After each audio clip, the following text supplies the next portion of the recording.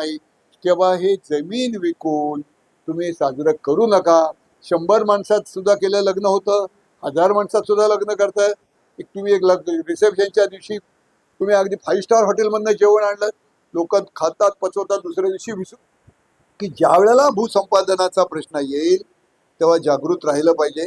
जेव्हा नाईलाज असतो किंवा कन्या कारण असतो, जर आपल्याला कोणत्या जमिनी मिठागराच्या असो शेतीच्या असो त्या जर विकायच्या असतील तर 2013च्या कायद्याचा अंमलबजावणी केल्याशिवाय त्याला उतरायची सोय कोणाच्याकडे करायची. ते दारूचं पुढे थांबलाय तर गावातला माझा घर लहान नसेल तर माझ्या घरात नाही, पण गावातलं कोण मोठे माणूस असेल आणि लोक अशा वेळेला एक सांस्कृतिक जीवन होतो. गावात किती वाद असले तरी सुख आणि दुःखाला लोक खांद्याला खांद्या लावून राहतात. ते गरीबा घरचं लग्न असेल त्या श्रीमंत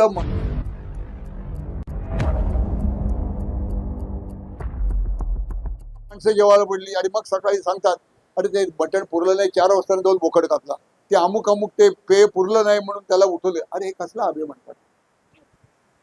लग्न सुद्धा धूमधडाक्यात होतात, कर्ज काढून करतात. आपण महात्मा फुल्यांचं नाव घेतो. महात्मा फुल्यांचं शेतकऱ्यांचा असूड एकदा वाचा. त्या काळात महात्मा फुल्यांनी म्हटलं होतं की कर्मकांडावरती पैसा खर्च करू नका आणि ऋण काढून शेतकऱ्यांनी लग्न करू नये. त्यावेळेला महात्मा फुल्यांनी सांगितलं होतं. आमचे सगळे पुढारी महात्मा फुले, शाहू आंबेडकर यांचं नाव घेतात. समाज सुधारण्याच्या बाजूनी काही नाही. ते तिथे हट्टाने तिथे अगदी हक्काने जाऊन तिथे सगळ्या हळदीला, साखरपुड्याला, रिसेप्शनला फोटोशूट करता येतात. पण कोणी सांगत नाही तेव्हा हे जमीन विकून तुम्ही साजरं करू नका. 100 माणसात सुद्धा केलं लग्न होतं, 1000 माणसात सुद्धा लग्न करताय. तुम्ही एक रिसेप्शनच्या दिवशी तुम्ही अगदी 5 स्टार हॉटेलमधनं जेवण आणलं, लोक खातात पचवतात, दुसऱ्या दिवशी विसरून जातात. हा खोट्या मोठेपणा करता आपण जमिनी विकू नका. दुर्दैवाने आज जमिनी विकायचं जे काही चाललेलं आहे आणि त्याचा फायदा सरकार एजंट घेत आहे. तर मला तुम्हाला जाऊन एक सांगायचं आहे शेवटी जाता जाताना की ज्या वेळेला भूसंपादनाचा प्रश्न येईल तेव्हा जागृत राहिलं पाहिजे. जेव्हा नाईलाज असतो किंवा कन्या कारण असतो, जर आपल्याला कोणत्या जमिनी मिठागराच्या असो शेतीच्या असो त्या जर विकायच्या असतील तर 2013च्या कायद्याचा अंमलबजावणी केल्याशिवाय देऊ नका. कारण तुम्ही जर संमती नाही दिली, कारण वाटाघाटी 22.5% मध्ये तुमचे ते संमती घेतात आणि ते कधी देतील तुम्हाला भूखंड ते ठरलेलं नाही. कारण त्यांचं जे काही नियोजन आहे एक जनरल नियोजन आहे, पण स्पेसिफिक नियोजन नाही. आणि त्यांनी जे एखाद्या ठिकाणी रिझर्वेशन टाकलं असेल ते तुम्हाला त्या जमिनीचा उपयोग करता येऊ नये म्हणून ते रिझर्वेशन टाकलेलं असतं, आरक्षण टाकलेलं असतं. काही कालानंतर तुम्ही थंड झालात की ते आरक्षण बदलतात. एसीझीड करता आमच्याकडे रिलायन्सला जमिनी घेतल्या गेल्या स्पेशल इकॉनॉमिक झोन. कशा करता की तिथे स्पेशल, कारण बंदर आहे जवळ, JNPT बंदर आहे, तिथे मोठं इंडस्ट्रीयल हब बनवणार, म्हणजे तिथे तुम्हाला देशातली सगळ्या वस्तू तिथे बनवण्यात जाणार. ह्याच्याकरता घेतलं. आज तिथे रिलायन्सने कंपाऊंड टाकलेलं आहे. हजारो हेक्टर जमिनीवरती गेल्या अनेक वर्षात कोणतेही धंदा आला नाही, कोणालाही रोजगार मिळालेला नाही. आणि कालांतराने हे सरकार की कोणतंही सरकार असेल त्यांना ते मोठ्या हाऊसिंग करता परवानगी देते. त्या मोठमोठ्या बिल्डिंग बांधणं, मोठमोठे उड्डाण पूल बांधणं हा विकासाची संकल्पना आहे. त्यामुळे पर्यावरणाचा नाश होतो. या सगळ्या संपादनाच्या कायद्यामध्ये एन्व्हायरमेंट इम्पॅक्ट असेसमेंट म्हणजे तुमचा एन्व्हायरमेंटवरती काय परिणाम होईल याचा अभ्यास केला पाहिजे, त्याच्यावरती हरकती मागितल्या पाहिजे. सोशल इम्पॅक्ट असेसमेंट म्हणजे सामाजिक जीवनावरती काय आघात होईल हे मागितलं पाहिजे, याचाही अभ्यास केला पाहिजे. जनसुनावणी घेतली पाहिजे आणि जनसुनावणी घेऊन मागवून मग ह्या संमती दिल्या जातात. काही वर्षापूर्वी तिथे वाघोलीचा वाडा म्हणून विमानतळाच्या जवळ 5-10 मिनिटं घेतली चालतील ना आपली, 5-10 मिनिटं घेतली चालतील ना आपली. 2-3 उदाहरणं. म्हणजे सोशल इम्पॅक्ट असेसमेंट असं आहे की आता आपले घर आहे, हे जर तुमचं गाव आहे, आपण लग्न करता अजूनही मी जी लग्न लहानपणी बघितलेली आहे, आपल्या अंगणात लग्न व्हायची किंवा गावात समजा एखादा जानू आमच्याकडे भागामध्ये त्याला जानूसं म्हणतात, म्हणजे वराड आलं त्याला उतरायची सोय कोणाच्याकडे करायची. ते जानूसं पुढे थांबलाय तर गावातला माझा घर लहान नसेल तर माझ्या घरात नाही, पण गावातलं कोण मोठे माणूस असेल आणि लोक अशा वेळेला एक सांस्कृतिक जीवन होतो. गावात किती वाद असले तरी सुख आणि दुःखाला लोक खांद्याला खांद्या लावून राहतात. ते गरीबा घरचं लग्न असेल त्या श्रीमंत माणूस सुद्धा तिथे जाऊन भाग घ्यायचा, मदत करायचा. आज आपल्याकडे म्हणजे हा सामाजिक जीवन होतं. आज काय झालंय, आज कॉलन्या झाल्या, जमिनी गेल्या. आम्ही 5 भाऊ जर एका जवळपास राहतो, एक भाऊ इकडे, एक भाऊ 1 किलोमीटरवरती, सुखदुःखाला सुद्धा एकत्र येत नाही. हा एक सोशल इम्पॅक्ट मी असं होतो. वाघोलीच्या वाड्यामध्ये 5-6 वर्षावर या नैनार प्रकल्पामध्ये आणि या सिडकोच्या 55 गावाच्या लढाई उभारली, त्या सिडकोच्या आणण्याच्या विरोधात.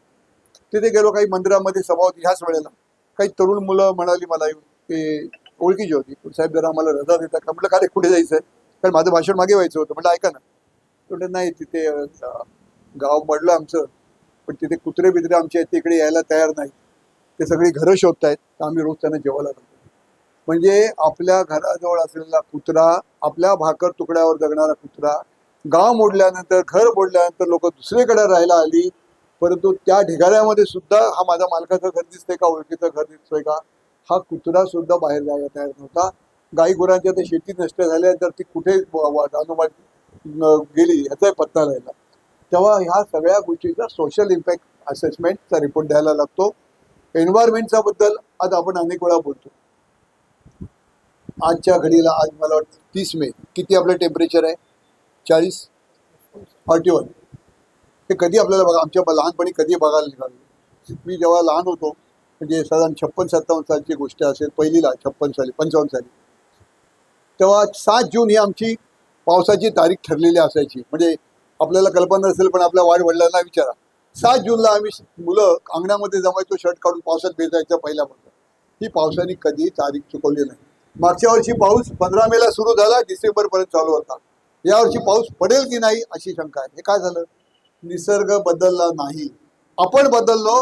निसर्गाची प्रचंड आपण हानी केली. आज काँग्रेस जी काही वनं होती, आता वन खातं जे तुमचं आड येतं, ते वन खातं काय करतंय ते बघायला पाहिजे ना. वन खातं निष्क्रिय आहे, ते फक्त नकारात्मक, म्हणजे तो मंत्र्यांना मी दोष देणार नाही, हे त्यांच्या जेव्हा लक्षात येईल ते त्यांच्यावर ते कान पिळतील. पण टोटल अजूनपर्यंत मी बघतोय वन खात्याचं निष्क्रियता फक्त वसुली करता आहे, लोकांना छळण्याकरता आहे, आणि सार्वजनिक विकासाकरता, बांधकाम खात्याकरता जरी जमीन पाहिजे असेल तर अडणारं नडणारं कोण आहे, ते वन खातं आहे, प्रकल्प अडवणार आहे. तेव्हा आज पर्यावरणाचा ऱ्हास झालेला आहे, उष्णता वाढलेली आहे, कधी कधी पाऊस एवढा पडतो, परंतु आज ज्या ठिकाणी मी राहतो, बोरिंग 400-500 फुटावरती बोरिंगला पाणी लागत नाही. वॉटर टेबल, पाण्याची पातळी खाली गेलेली आहे. हे पाणी गेलं कुठे? मागच्या वर्षी तर जवळजवळ 6 महिने पाऊस पडला, पाणी गेलं कुठे? आज धरणं कोरडी आहेत, नद्या कोरडी आहेत. याला कारण कॉन्क्रिटीकरण झालेलं आहे. पाणी जमिनीत मुरत नाही, खाली जात नाही. आपण निसर्गाने सगळं लुबाडून घेतलं, निसर्गाला काही दिलं नाही, तर निसर्ग कोकला, तर निसर्ग कोपल्याला कारण निसर्ग नसून आपण आहोत. तर मी जाता जाता एकच विनंती करेन, पर्यावरणाचं रक्षण करा. दरवर्षी मी माझ्या वाढदिवसाला झाडं लावतो. यावर्षी जरा वेगळा माहोल होता, मुलींनी आणि सगळ्या मित्रमंडळांनी घेतलं की आपण जरा वाढदिवस बऱ्यापैकी साजरा करूया. त्यामुळे त्या दिवशी मला वेळ नाही मिळाला, पण ती कसर माझं जेवढं वय झाली तेवढ्यापेक्षा जास्त यावर्षी मी झाडं लावणार आहे, आणि ती झाडं जगवली जातात. आणि मी माझी स्वतःच्या तर काही आमच्या जमीन नाही राहिल्या, पण मित्रांच्याकडे निरनिराळ्या लोकांच्या मित्रांच्या बागा आहेत, कुठे फॉरेस्टला लागून ज्या लोकांची घरं आहेत तिथे दरवर्षी मी झाडं लावतो. आपण प्रत्येकाने आपल्या वाढदिवसाच्या दिवशी, लग्नाच्या वाढदिवसाच्या दिवशी, किंवा एखादा मूल जन्माला आलं त्या दिवशी झाडं लावा, झाडाचं जतन करा. कारण हे निसर्ग आपल्यालाच वाचवायचं, राज्यकर्ते वाचवणार नाही. राज्यकर्ते सगळा ऱ्हास करायला निघालेले आहे. शक्तीपीठ मार्ग जो आहे, आपण वाचत असाल, पत्रादेवी तो अगदी गोव्यापर्यंत शक्तीवर काही करायची गरज नाही. मी देशभर फिरत असतो, समृद्धी मार्ग बऱ्याच वेळेला मोकळा असतो.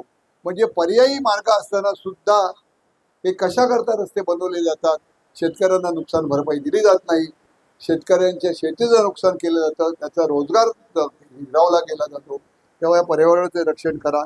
खूप आपल्याशी बोलायचं होतं, परंतु मला एकच आपल्याला सांगायचं आहे, ज्या संख्येने आपण इथे राहिलेला आहे, मला आनंद वाटला की आपल्या हक्काचं रक्षण करायला पाहिजे ही भावना आपल्यामध्ये जागृत झाली, आणि जागृत करायचं काम या सगळा आमच्या मित्रमंडळींनी केलं.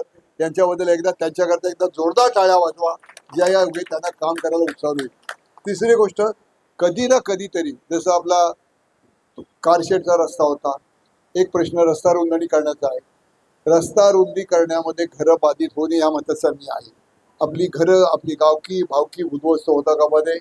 आपले जे नगरसेवक असतील, महापौर असतील, त्यांना भेटून सांगा, पर्यायी जागा जर उपलब्ध असेल तर रस्त्यामध्ये लोकांची घरं बाधित होता कामा नये. किंवा वाहतुकीकरता जेवढीच गरज असेल तेवढाच रस्ता रुंद करा. उगीच 50 मीटर 6 मीटरची गरज नाही, त्याच्याकरता जागृत राहायला लागेल. आणि हे सगळं नसेल तर छोटी लढाई सुद्धा एखाद्या वेळेला सरकारला हलवू शकते. 5, 50, 100 लोक जरी तुम्ही त्या सॉल्ट डिपार्टमेंटच्या हातात खात्याच्या कार्यालयासमोर धरण धरून बसलात किंवा वन खात्याच्या खात्यासमोर जर तुम्ही धरणं धरून बसलात तर ते सरकार हलतं. हे मी जवळ 50 ते 55 वर्षाच्या माझ्या या सार्वजनिक जीवनाच्या लढाईतनं माझा अनुभव आहे. तेव्हा संघटित व्हा. आपल्या पूर्वजांनी आपल्याला जी शेती दिलेली आहे, जी मिठागरं दिली आहेत, त्याचं रक्षण आपण करायचं आहे. केवळ आपल्याकरता नाही करायचं पुढच्या पिढीकरता करायचं. आणि जे चुकून, परत एक शब्द वापरतो, चुकून गरजेपोटी, म्हणजे कोणाच्या आपल्या गरजेपोटी नाही, सरकारच्या सार्वजनिक प्रयोजनाकरता जर जमीन संपादित करायची वेळ आली तर पहिलं काय, पहिले आपली मालकी हक्क शाबूत करायला लागणार आहे. म्हणजे आपलं पेपरवर्क महत्वाचं आहे, मालकी हक्क महत्वाचा आहे. तेव्हा सरकार सुद्धा ज्या वेळेला कोर्टात न्यायालय निर्णय देताना एखाद्या प्रकल्पाकरता जमीन घेत असताना सरकारला सुद्धा कोण उभं आडवं घेतं. हे मी अनुभवाने बघितलेलं आहे की कोणत्याही माणसाला त्याच्या मालमत्तेवरती त्याचा योग्य तो कायद्याचा अवलंबन केल्याशिवाय त्याला त्या मालमत्तेवरनं हकलता येत नाही, बाहेर करता येत नाही. तेव्हा आपल्या जमिनीचं मिठागराचं रक्षण करा. मँग्रोवचा जो प्रश्न आहे, ज्या खारफुटी आपल्या शेतात किंवा मिठागरात आल्या त्याचा प्रश्न आहे, त्या प्रश्नाकरता आपण कायदेशीर लढाई लढूया. बराच वेळ झाला, परत एकदा आपले धन्यवाद देतो. इतका वेळ तुम्ही थांबलात आणि आम्हाला यायला तर ट्रॅफिकमुळे उशीर झाला. कारण या विकासाच्या हे असंच होणार आहे. आता किती रस्ते बांधा, किती उड्डाणपूल बांधा, किती तुम्ही मेट्रो करा, कुठे बुलेट ट्रेन करा, लोकसंख्या एवढी वाढलेली आहे. आपण जगातील चायनाला मागे टाकून आता जनगणनेचा निकाल येईल साहेब, 150 कोटीच्या पुढे आपण वरती गेलेलो आहोत. म्हणजे आपली नैसर्गिक साधन सामग्री तेवढीच आहे, जमीन तेवढीच आहे आणि 150 कोटीच्या वरती आपण गेलेलो आहोत. त्या विकासाच्या भ्रामक कल्पनाखाली हा देश नष्ट करायचं चाललेला आहे आणि मुख्य म्हणजे शेतकरी उद्ध्वस्त करायला चाललेला आहे. तर सगळ्या शेतकऱ्यांनी, कष्टकऱ्यांनी एकत्र व्हावं. आपल्या मालमत्तेचं, आपल्या मिठागराचं, आपल्या शेतीचं, आपल्या गावकीचं, आपल्या भावकीचं, आपल्या पिढीचं आणि पुढच्या पिढीचं रक्षण करण्यास सुद्धा आपण कायद्याने अवलंब करा. एकत्र एवढं म्हणून माझे 2 शब्द संपवतो. धन्यवाद. जय हिंद, जय महाराष्ट्र, जय भूमिपुत्र.